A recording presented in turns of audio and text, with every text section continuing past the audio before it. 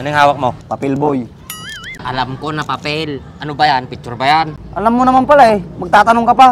Ito kasi, kahawig niya yung taong nakausap ko. Patingin nga. Sino ba to? Hindi ko nga kilala eh. Baka ikaw, kakilala mo. Ba't ako tatanungin mo? Eh ngayon ko lang nakita tong tao na to. Bakit mo ba kailangan makita yung tao na yan? Pag nakita ko tong tao na to, malaking pera to. Paano magiging pera yan? Eh tao yan. Ang aga-aga, ang lakas ng trip mo.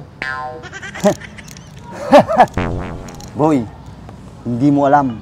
Pag nahanap ko tong tao na to, magiging big time ako.